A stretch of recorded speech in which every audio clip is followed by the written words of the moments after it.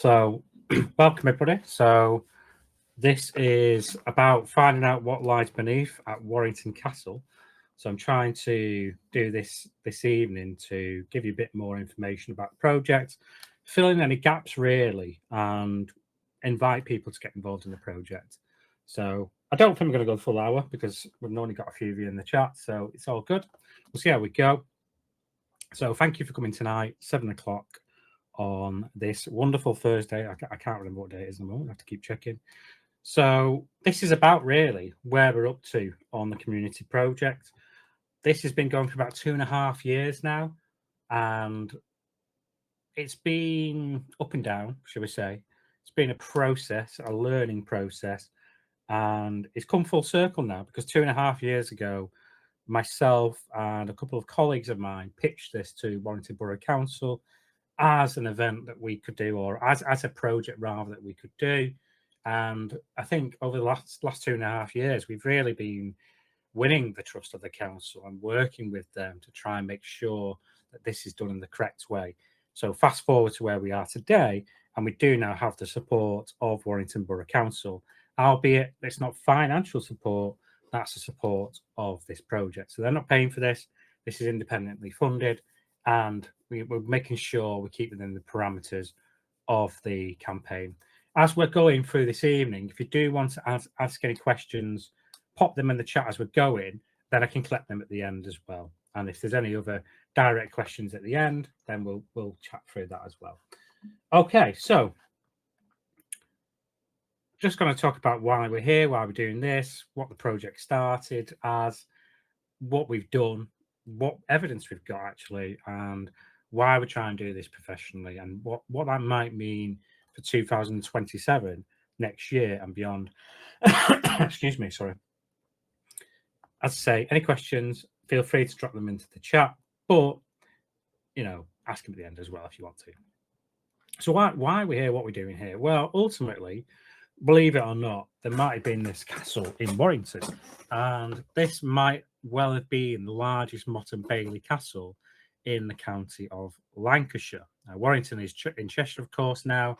However, back in the day, it was in Lancashire. I think it was in, if I'm not mistaken, 76 or 60s. Do you know what? I'm getting confused with all this summer of 76 sort that's been going on. I think it was in the 60s or 70s that it was changed over to the borough changed, or it came into the hands of Cheshire as opposed to Lancashire. But back in the day, when it was built in the 12th century, the historical records indicate that it was built in the 12th century. It was the largest motte-and-bailey castle in the county of Lancashire. If you don't know what a motte-and-bailey is, well, you're looking at one. This is a rendition of a motte-and-bailey. This is actually a singular structure, what we might call a ringwork. Traditionally, a motte-and-bailey will be two individual structures. You have your motte, which means clod of earth, which is this central piece that you're looking at on the screen now. And then the bailey will be kind of over here outside the structure. And that would normally be kind of like kidney shape. You have your motte, where the keep would go on top, your defensive structure, your overseer would go there, your king or whatever. And then you have the bailey, which would be down here, the living quarters. And that's where the structure of the stronghold, if you like, that served the purpose. It was a military fortress, essentially. That's what castles were. They started out as military strongholds. The motte-and-bailey were quickly erected across the country. So if you have a look at the maps, the number of motte-and-bailey castles are built in England, Wales, some in Scotland, some in Ireland, but certainly there's a heck of a lot in England and Wales. You can see the just immense amount of them. There's over 1,000 motte-and-baileys and ringworks in total, and it's just absolute total domination by the Normans, essentially. So the little Saxons got squashed, I think it's fair to say. But with that, obviously, it's part of our history now. They became the royal family. They still exist today. If you actually look at an aerial image of Windsor Castle, if you go onto Google and put in Windsor Castle, and you'll see an aerial image of Windsor Castle, and you'll see a structure like this, a motte. And that started off as a motte-and-bailey castle. Of course, the castle in Warrington didn't retain its formidable position as a military outpost. It didn't need to. So therefore, it wasn't fortified into stone, because castles that don't need to be defended anymore, they just become other estates. Sometimes they would become, royal estates for wealthy families and things like this. But because this was a motte-and-bailey, it wasn't actually fortified into stone. It wasn't needed to. But a lot of the castles were, the ones that were turned into stone, more often than not, started off their life as a motte-and-bailey. So that's what we're talking about in Warrington. We're talking about this timber and mud, or timber and earth structure. It wasn't stone. And we think, this is a kind of representation of St Elphin's Park. We've got St Elphin's Church there.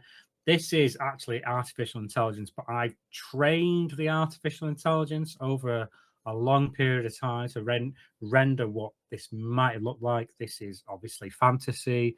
It's not an accurate representation of what this castle in Warrington looked like, but it's a good idea what it might be dealing with here. I'm not like saying use AI, because we've been doing 3D rendering without AI. I'm doing loads of stuff without AI, but it's a useful tool sometimes to step into the equation and have a look what we're doing. That's what we're dealing with. So we're here to really reveal Warrington's early history. We want to try and bring you guys as a community to come together to back this campaign, but we need to be responsible about what we're doing, because otherwise, if people just turn up with their metal detectors or they start digging, it destroys the archaeology, and we definitely don't want that to happen. There's been a lot of trepidation by the council, because we need to make sure that that doesn't happen. So our clear messaging throughout this campaign is, don't do that, please. There might be opportunity later on, once we excavate to a depth that we would actually find anything anyway. But that's more the community element next year, probably. Right now, this is about trying to ground truth what we've actually found. And I'm going to explain what we think we've actually found in a moment. So how do we start? Well, God bless him, Mike Finley, the late rector of Warrington Parish Church. When I got baptized in St Elphin's in 2007, he told these fantastical stories of the ancient Druid burial ground. My ears really pricked up for, oh, that's interesting. He told fantastical stories about the Romans, the castle being there, and I was just like, wow, is this really true? As I say, that was what, 19 years ago. Time flies, eh? That was 19 years ago. And then I sort of went traveling, looked around the world, looked at all the heritage around the world.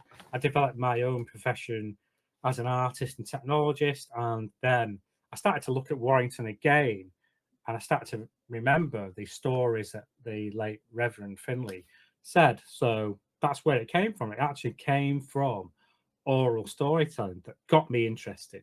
I'm not saying, obviously, the entire project started off from that, but the seed was certainly planted during that ceremony. So that's where it began for me anyway.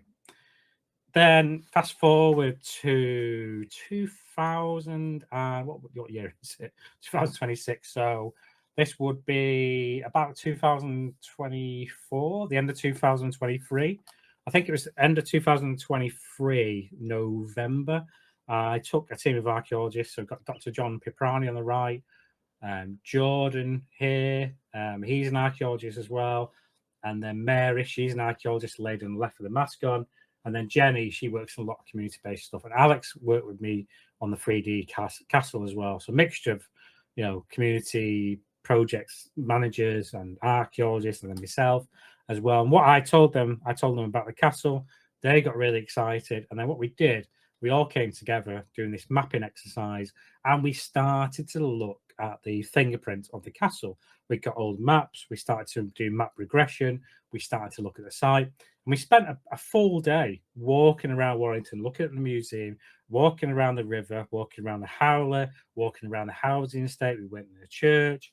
We went everywhere around the area. It was an entire day, and it finished off as often does in a pub, having a drink, looking at a map together. And there was a real epiphany moment. And there's more people here. There's Laura here on the left, actually, and Kelsey on the right. So these are other archaeologists, and Matty as well at the bottom. So we need to mention those people. So we came together. We had a look at these maps, we walked around everywhere, and then something just clicked into place. And then what we thought was, what if the remains of this castle were still in the landscape? And actually, although what we're referring to in this project at the moment is intangible heritage, it doesn't exist on the surface, there's actually really interesting clues in the landscape that you can actually look at the contours of the landscape and you can see the fingerprint of the motte actually in the housing estate. And that's really, really interesting. So what we did, we started to do walking tours, we started to do community-based events, and we started to bring people in Warrington together to actually explore part of this forgotten history. Because if you're from Warrington, you might not know there was a castle here. And most people in Warrington don't actually know there's a castle here. I'm not sure how we've measured that, but I'd love to measure the number of people that actually know about the castle versus those that don't. And I would imagine it's a very low percentage. Probably, I'd say probably 80% of people don't know about a castle in Warrington, as a guess. I don't know that for certain, but nearly everyone I speak to doesn't know it existed, apart from the people that work in museums and libraries, etc. So what have we actually done with that knowledge? Well, we started to do these community-based archaeological projects together. So not archaeology yet, pardon me, but it's like doing the walking tours. So down here, we work with the Friends of St Elphin's group in the park, and we did a summer activity on the Howley estate, and we actually marked out physically by putting these markers down and did a walk with these kids. It was their summer activities. Like summer school activities, the bottom image on the left here. We mapped out where the castle remains were, and again, you can start to see these kind of ridges in the landscape to indicate where the castle would have been. And then on the top left image, we did some exercises in the St Catherine's Community Centre, where we got the kids to draw their own castle, and they absolutely love this. They were, telling kids that there's a castle underneath their feet. Obviously, I threw a bit of the romanticism on, like, oh, there's a king or queen here.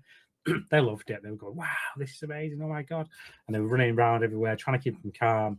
It was a job, but they loved it. They absolutely loved it. And then later on, I think the summer after, we did this castle building stuff. We actually built clay figurines of medieval people, figurines. Then we did a castle, motte-and-bailey as well. We built like a big motte-and-bailey replica as well together. So we've done a number of activities. These are kind of the community outreach activities. And then the walking tours. The walking tours have been so successful. People have absolutely loved this. The biggest one we had, which is a collection of all these images, we had about 80 people turn up for this walking tour. I don't think you can see them all in this image, but there were so many people there for this. And we were walking around the housing estate. You can just about see it here in the middle right image. And people coming out of the house going, what's going on? What are you doing? So, we're just showing people around the castle. Like, what castle? So that was really interesting, that kind of conversation with people who lived on the housing or live on the housing estate and actually telling them about this. And we have had a few people from the housing estate come to the events now. They've been getting involved, which is really good. And I think that's what we want more of, really. We want more people who live there to be involved. That's really encouraging. So this is what we did. We created this walk. So this is actually the rough aspect of the motte-and-bailey. So this is what we mapped out. Credit to Dr. John Priprani for this from the University of Manchester, my colleague. He's a really clever guy when it comes to maps and all this kind of stuff. So he created it, hence his name's on the digimap here. And we created this kind of walking tour in the motte area. So that's what we did. And we've done that route now probably half a dozen times, done that a number of events. And people are loving it. People come to these walking tours. We start talking about the landscape. Obviously, we talk about the history of the site as well. And it's just been really, really cool to do. And people have loved it. So if you're watching this video back and you live in this housing estate, then there you go. This is the map. And we'll be giving these maps out as well. So you might know about this. Last September, we did the Heritage Open Day as part of our outreach activity. So Heritage Open Days, I think, is it Historic England or English Heritage that runs these? So you sign up essentially for an event during Heritage Open Week, and that's in September. It opens up. So last year I put in an application to run one, and I teamed up with St Elphin's Church, and we created this walking tour around the outside of the church, a walking tour inside the church. We had virtual reality. We had poems from Andy Green, the former chairman of Warrington History Society. We had Max doing time traveling storytelling in the bottom left there, where we were getting people to imagine what the castle would have been like 500 years ago and visiting it. John Piprani there was doing an interior walking tour. So we created this whole activity. We did shield making. There's all sorts of other stuff going on that we did as well. Find what your surname means, and just loads of stuff we did during that day. And we got about 250 people in one day to come through the church, and they were absolutely loving that because there was so many people coming in. This is the kind of flyer we did. You can actually see this online if you go to the YouTube page. I'll see if I can put this in the chat later on.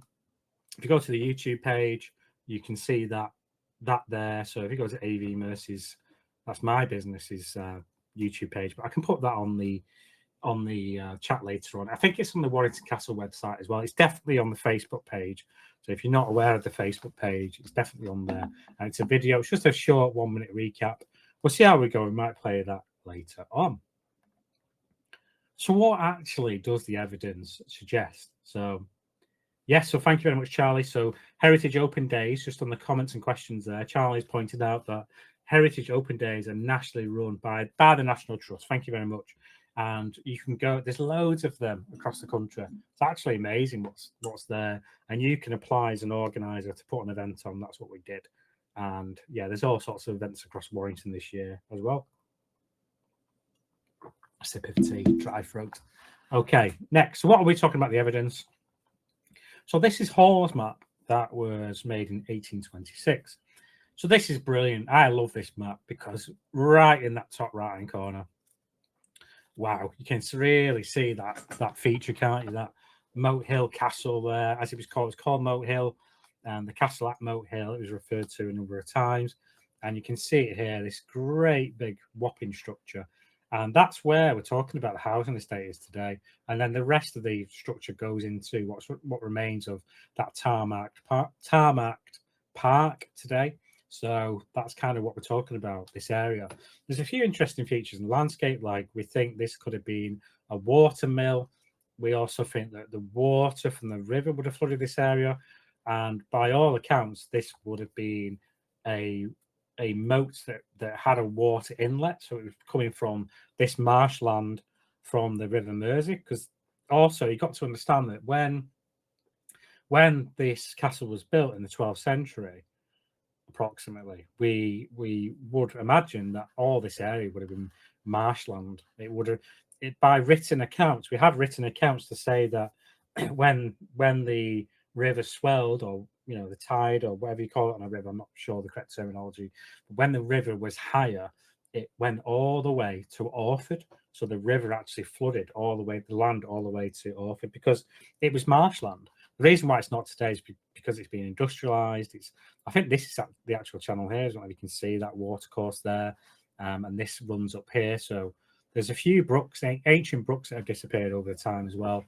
So essentially, yeah, this is a massive structure. It was the biggest castle in the county of Lancashire at the time. It was a motte-and-bailey castle, of course, but it was around this area. So I love this map because I just see that. I think, wow, look at the size of that. But you can see these, I think they're called burges, these plots here. So this is, the forerunner to these worked land. So you would get assigned an area of land that you might plough, or you might plant crops.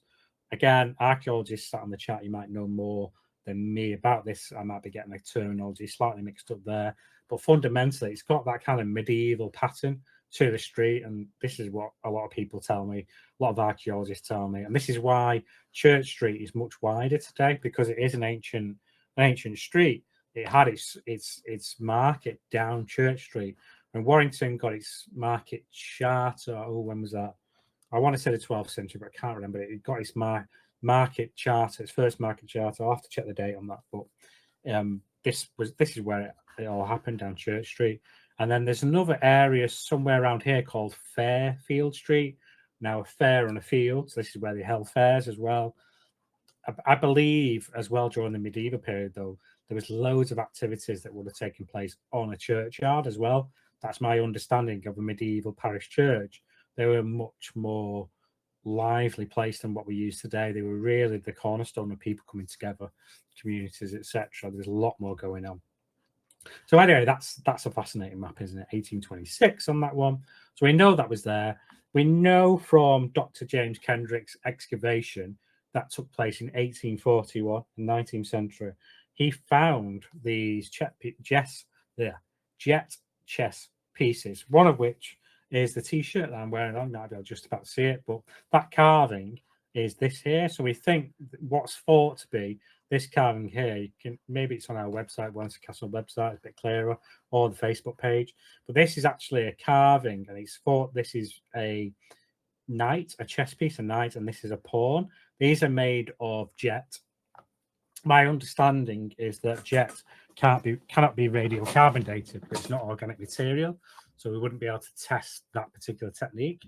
So, but they were found in the 19th century, and it's thought that these could actually be Scandinavian in origin. So, you know, it could actually be meaning that River Mersey, there was a traveling of people bringing these artifacts, but also if this was a chess game and this was the manorial estate of these barons, the people that were in charge, then yes, they might have been playing chess because, you know, they're trying to make sure they control the area. They're, you know, they've got the power and things like that. So there is a book as well of Victorian history of the county of Lancaster. It's in that one, and it talks about Mote Hill as well. So there's some written records there. I've not put the date on there, but it's in the 19th century, I think 1870s or something like that. I'll have to dig out the date on that one. But there is a book essentially where Mote Hill is described before it was destroyed.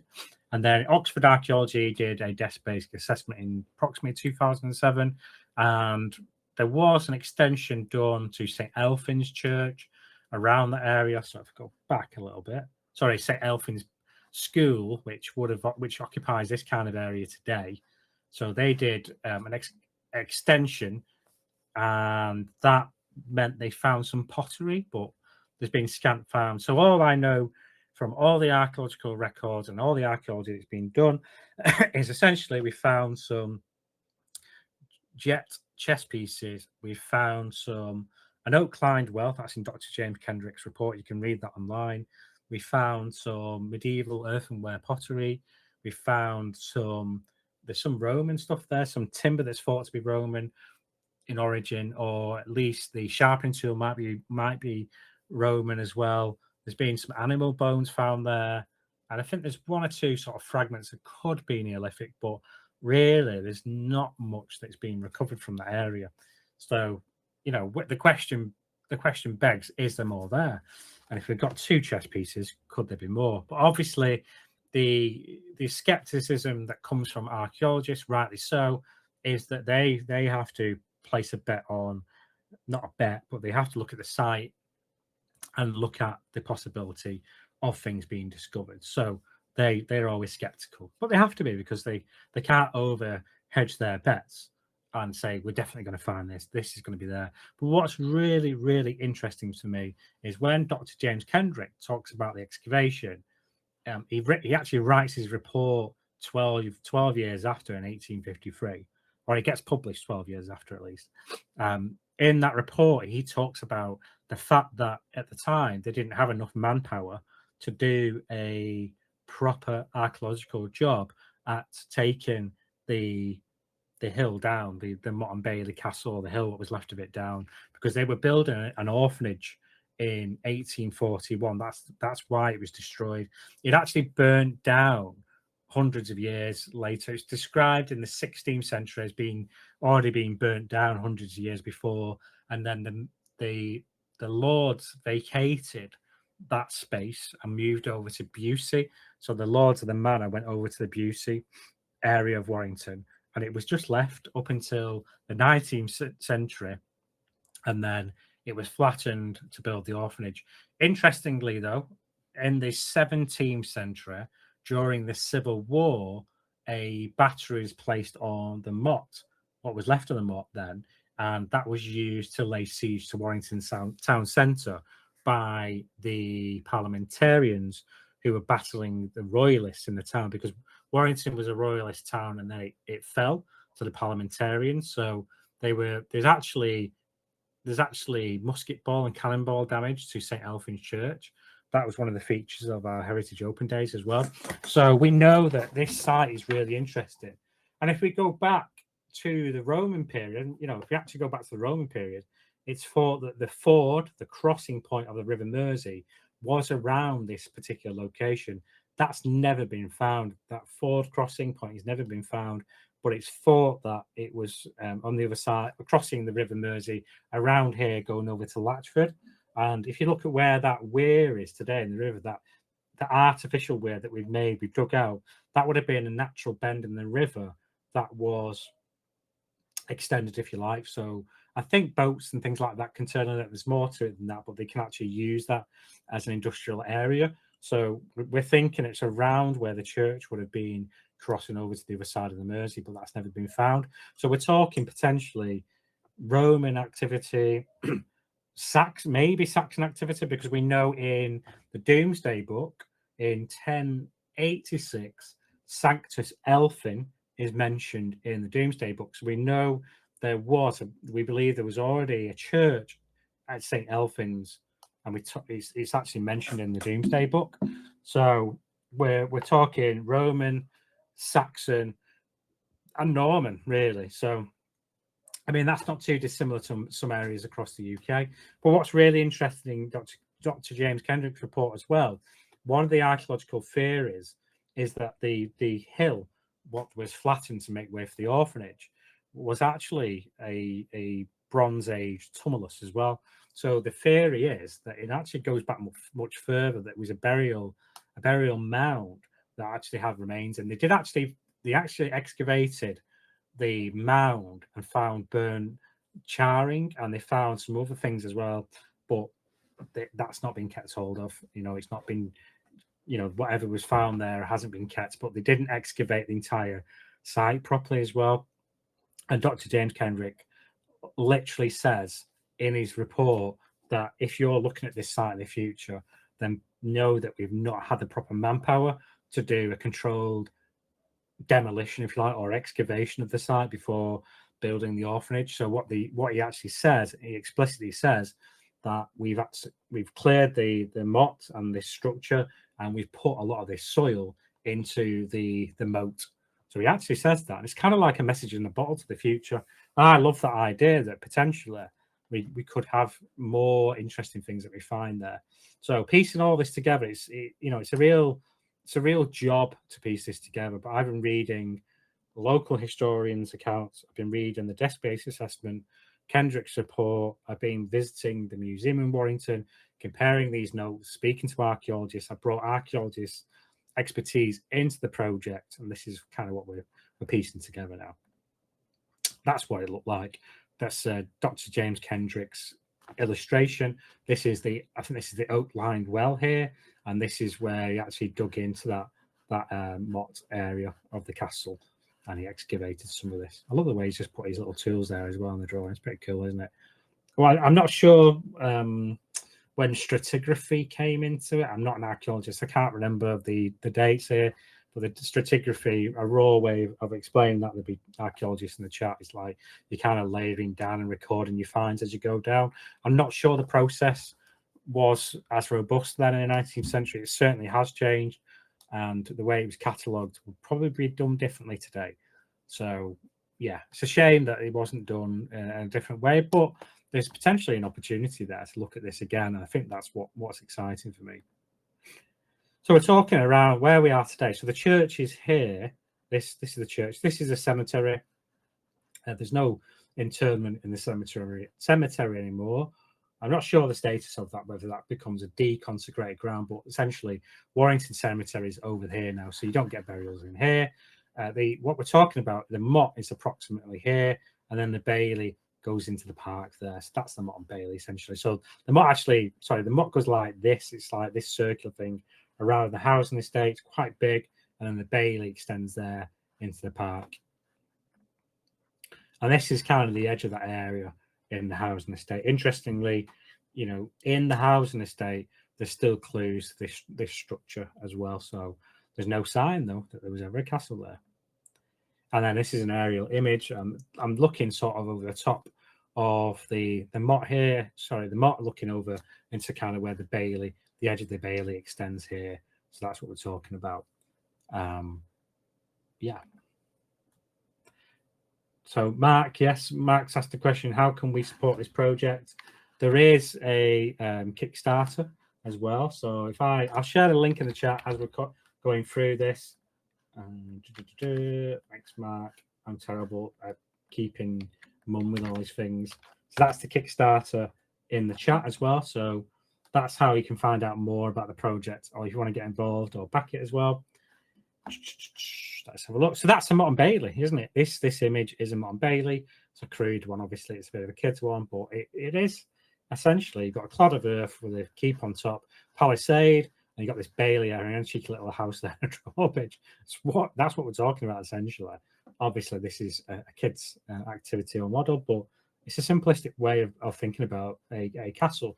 You have a mound, a structure, and then you've got a wooden keep on top, and then you've got this fence that goes all around, a palisade, and you've got this kind of living quarters here called a bailey, and you would have had, you know, structures that supported the fortification or the military structure. But it's like one community come together, isn't it? So imagine putting this up. You know, you go on a holiday down south for a week, come back, and one of these is popped up in your neighbourhood. It's like, oh my god, who are these Normans? What do they want? And it's like, well, we own your land now. More to it than that. What the evidence suggests? Well, so it's often described as the largest motte-and-bailey. We know that the barony was established in the 12th century. So the de Villiers, they sublet the Pagnus de Villiers, they sublet it to the de Bottlers, very Norman names out at this point, and they constructed the motte-and-bailey in 1176. They later married into that de Bottler family, and then Moat Hill Castle is mentioned in the 13th century. We know it was a timber structure, and then it's mentioned in the 13th century that it was destroyed in a fire. And then later in the 16th century, that's recounted as the manor or baronage now decayed. And this is when, around the 13th century, is when the barons, the de Bottler family, move over to the other area, Warrington. So this is when you've got Busey Old Hall being constructed in Warrington. So that's when, you know, that's when that happens, really. So yeah, that's kind of rough history, what I'm piecing together for you. But any questions on that? There might be. I've not mentioned everything because there's a lot, really. So what am I doing? Well, I'm using things like drone technology. I'm scanning environments. I'm borrowing the language from archaeologists. I'm looking at landscapes, and I'm trying to figure out what actually exists in landscapes. And by using drones and doing surveys, I started to look at the castle site in Warrington. And what essentially happened is that I think I found something using a drone. And then in order to get that validated, I had to really ask a professional archaeologist. This is like last year, beginning of this year. I asked 2 years I was doing drone scanning of the castle grounds and the park. And I think I found something. So I repeated the test again using ground control points, things like this. And then I asked for the archaeologist's opinion, and they were like, well, we don't know if this is anything.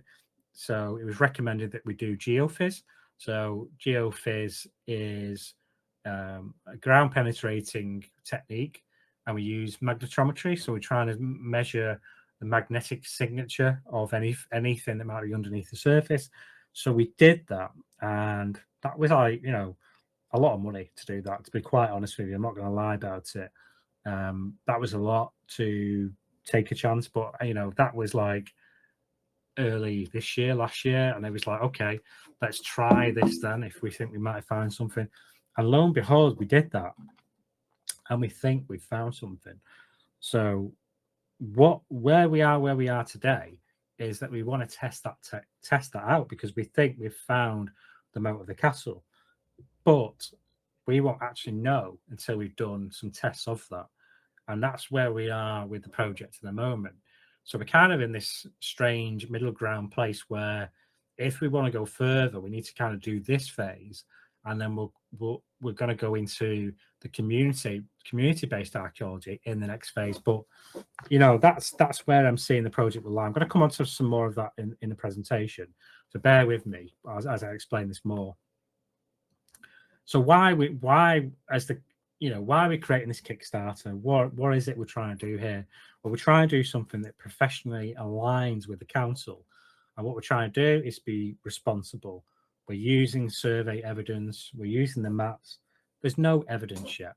We think this indicates the fosse of the castle or the moat, but we won't know until we do these test pits. So we're working with an archaeological team at the moment. We're working with Civic Archaeology. They're a national company, and I met them at the Council for British Archaeology last year when I presented my findings based upon the drone survey, based upon the maps, and all the kind of evidence in the landscape that could be there. And I got speaking to Ollie from Civic Archaeology, and we had conversations, and I wanted to understand how we might take this forward. But there wasn't really, at that moment, still now, there wasn't really a way we could do community-based archaeology, because we need to find out what's going on. And, in order to convince the council to come on board at this stage, we had to sort of present a way of professionally validating this data. And my network thus far has been with people outside of Warrington that are archaeologists. So what's been happening, though, since we've launched this campaign, some of you are on this chat as well, people have been getting in touch about their skills as local archaeologists, and that is exactly what we want, because this next phase is about you guys. You're the local archaeologists. I want you to come onto this project and work with us to find out what we're dealing with, and this is exactly where we want to take the project and do community-based archaeology. But we need to invest. We need to, don't jump ahead. We need to find out what we're dealing with first. And this is the next phase. That is exactly why the Kickstarter exists. So we're going to investigate properly. So what it covers really is the archaeological oversight, survey design, interpretation. Those of you archaeologists will know this. Permission logistics, because it's not just, you can't just dig an hole in the ground and go, all right, is there anything there? You've got to put a machine in, you've got to remove topsoil. You've got to then work in that area, record what you're doing, and then you've got to reverse that entire process to put the ground exactly as it was. So the fund is for everything, and all the marketing and all the activity, everything that relates to archaeology to do this. I mean, this is all about Kickstarter raising this money. So this is all about the money going into the project, and I'm gonna actually show a financial statement for everything that we've done once we've done this phase as well, to show the oversight and what we're paying for. The ideal situation would be community-based archaeology, so we can pool those resources and get those overheads down, but we're not there yet. So we need to find out what we're dealing with. The only way we can do that is to raise the money at this phase. So this is what the fees that Kickstarter does. It does all these things essentially. And why we have to do it professionally? Well, if we're going to do this properly, it needs to be aligned with what the council wants to happen. I'm totally on board with what the council wants to happen. I'm 100% professional. I want things to be done properly, recorded. I want archaeological oversight here. This is why we're working with Civic at the moment to do this, and I see them as a commercial director long term as well. So I want to involve local archaeologists and people into this project as well. So getting this right and having that professional oversight is really key. So that's why we're doing what we're doing. We don't want people just turning up with a metal detector at this stage. That potentially could destroy anything. It's very unlikely anyway, because we're having to excavate to find anything medieval. But in terms of the project and what we're trying to protect, if we just do that willy-nilly, then we're not recording what we're doing. So we're actually endangering the site. So we are keeping mum on the exact location of these trenches at the moment, because, we have to do this properly. But all this information is going to be translated publicly, specifically when we go through this phase and when we publish our findings, because that needs to happen. But at the moment, we're kind of trying to keep that. It's a really weird situation, because on one hand, I want to speak about everything that we're doing, just tell you everything, like every single minute detail. What, I want to show you that minute survey data and everything like that we've just done. But I've got to keep it tight, because we want to keep it the rigor, and obviously keep on side with the council, and we don't want people turning up digging and things like that. That unfortunately it is a problem, and we don't have that oversight on the site at the moment until we get the community archaeology going. Anyway, so I was speaking to Ollie. He was at the Bull's Head last week, so he was talking about this. So he was pretty much backing up what I was saying, really. So I'm not going to repeat that, but imagine that Ollie, the archaeologist, here saying, "Yes, Keith, we're doing it professional. Exactly why we're trying to do this, and we're making sure we hit those standards. Why are we doing any of this? Well, what if in Warrington we could have our moment in the sun? What if we could find our castle, reclaim it for Warrington, and put that castle on? How amazing would that be if we actually investigate this overlooked site in Warrington? And believe me, it is vastly overlooked. Whether or not we find something is not really the point. Bear with me. The point is about doing the project and getting people involved, because these kind of projects, community-based archaeological projects, are really a catalyst for improving people's lives, getting involved in projects, doing things. I actually think we're going to find some stuff, because it looks like there's quite a few things going on with all these maps, all the LiDAR that we're doing. There's loads of interesting stuff going on everywhere. The archaeologists that have started reaching out to me are like, "Oh, have you seen this? Have you seen that?" It's like, "Oh my God, I didn't see that before." Last week at the Bull's Head, someone reached out and were talking about all sorts of stuff, and I was just like, "Wow, my mind's boggling." So, yeah, if you're watching this video, you want to get involved in the project, check the Kickstarter out, get involved. I'm not saying just back it. What I want you to do is to share that message about the Warrington Castle project. Send it to people. If you can back it, if you can spare, 5 or 10 or a cup of tea, the cost of a cup of tea, just to help us to get to that level, because we can't have funds from the council because they don't have the funds. We have to be raised independently for this phase. So if you are watching this video back the Kickstarter, be part of making history. If you're a business, you could be a sponsor. How cool would this be if you were as a sponsor of the Warrington Castle project? We're literally rewriting history, and for all the individuals out there. On that note, I've been on BBC Radio Merseyside with the councillor Jean Flath last week. The story was featured on the BBC News website. There's talk, if it does happen, of some TV stuff going on. So it's growing. This project is growing. And I was at another heritage event a couple of days ago in a completely different area of the country, and somebody started telling me about the Warrington Castle project. How cool is that? So Warrington deserves its castle. That's what we're trying to do. We're trying to put the castle back on the map. We're trying to actually give people in Warrington a sense of how amazing is this. Your heritage, your history is amazing. You're amazing. You're part of it. It's your castle. You live there. Come and get involved. Come and help us find out what lies beneath. That's the vision. Public events, more storytelling, 3D maps, interpretation. We're doing some of this stuff already. What we're not doing yet is community archaeology. That's, if we push into that next year, wow, that would be amazing, wouldn't it? Imagine that story. Warrington's very own castle unearthed. That'd be absolutely amazing. But we're starting to do more school engagement. I've been going to schools in Warrington now, talking about this project. I love doing that. Anyway, I love teaching people. I'm a teacher at heart. I do a lot of this stuff, lecturing, etc. If you're sat on the fence, join the collective. Go on to warringtoncastle.co.uk. Attend our events like you're doing online now or in person. If you're talking to me, I want to meet you. So, if you're actually having a message, you don't have to meet me. But if you're talking to me about like what things you could do, I want to speak to you. Reach out, let me know what you're doing. This has to be a project that has people doing things together collectively. And I'm looking for people to do, take on some of these responsibilities and get involved and be part of this, really. So follow the campaign, back it if you can on Kickstarter. Every pledge helps us get closer to unearthing that forgotten castle. And if you are watching on your laptop or computer, you can scan the QR code now. That will take you to the Kickstarter page. I've put the link on the chat for those watching live. So please do follow the campaign on there. You'll see the updates. If you know any business, any individual, anyone who loves history in Warrington or further afield, please send them the link.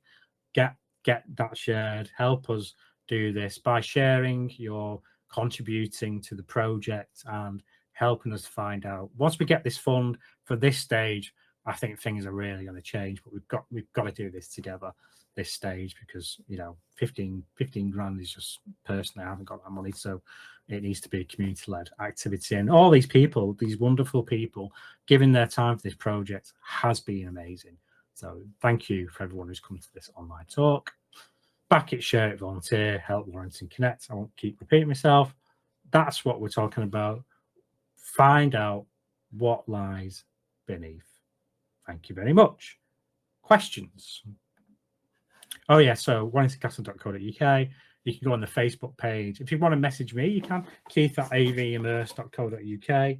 So any one of those means. You can join the collective on the Warrington Castle website. Some of you have already, which is great to see.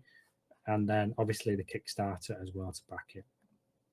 Q&A. Any questions, anyone? So some of the questions on the chat. I am aware that at Time Team, I've gone, back on doing stuff, and a few of you have actually messaged me individually. So thank you for that, everyone who has reached out. I guess where the project is now is we've got to get that Kickstarter money raised. That's crucial for this particular moment in time. That could then unlock Warrington's own Time Team moment. But actually, what I want to do before going through that stage, because I have actually looked at the form and the prerequisites, is I want to build that local expertise. There are actually some amazing people. I'm not like, oh my God, there's some amazing people in Warrington. There really is some great people in Warrington, got some fantastic skills. And since we've launched this Kickstarter as a community, people have been reaching out, offering things. There's some amazing skills that people can lend to this, all sorts of like wonderful things that I didn't know were a thing. So please do that. I want to pool our resources collectively, find out who could do what, and it's an open, it's an open book at the moment. If you've got a skill or an idea you can suggest for this project, then please do. It's not just about archaeological experience. It's about helping organize anyone who can do things like graphic design, filmmaking. So the promotion film that you might have seen my face on is working with a fellow filmmaker who actually was one of my students years ago, who I trained to do game engine production. So she's been involved as a volunteer. And then some of the other volunteers on the Heritage Days, I've worked with the archaeologists at the University of Manchester, but they're the University of Manchester, right? So we need the local expertise. They're good to, for me to get some second advice, but we need those local roles filling really. So thanks very much for the comments on the Time Team. That is being looked at, but we need to step through this carefully with the council and raise that money first before we decide on the next best steps. But we are aware of that and we're looking at that as well. Mark, yes, thank you very much for highlighting the Kickstarter. It's on the chat if anyone wants to know. Any other questions for anyone? I just want you to be involved if you're watching this, really. It's an open book, like I say. If you live in the area and you want to get involved, or even if you travel a bit further afield, or you might be studying archaeology at one of the universities nearby, as some people are, so it'd be great to get you involved. Don't necessarily have to be an archaeologist. You can volunteer for a number of different things, like helping to organise events. We always need that. We need help with distributing things. So anything that people can lend a hand to. Good question there. Would a local excavator company help you who maybe have a council contract for digging holes? Yes, maybe. But because we've gone down the route of commercial archaeology at the moment, it's the price that they quoted for a team to come in. But you are right. This is where what Mark's asking is there's a cheaper way of doing it. For the next phase, 100% there will be a more cost-effective way for doing this. But for now, we've got to work with the actual commercial archaeology remit and what that means. But I still want to involve Civic in the process long term, because they've been amazing to help out. So, you know, I will always give back to people who've helped out the project, whether it be commercial or private. You know, if people are helping out, then I'll help them. That's the way I see it. So they'll definitely be involved in some capacity moving forward. But I want local archaeologists, essentially. Right. Thank you very much. I'm going to end it there. Any questions, any one-to-one questions, drop me a message. Go on the Kickstarter. Try and share it if you can. Back it if you can. And also check it out on Facebook. Message me if you've got any questions. And have a lovely evening, everyone. Thank you very much for your time, and take care.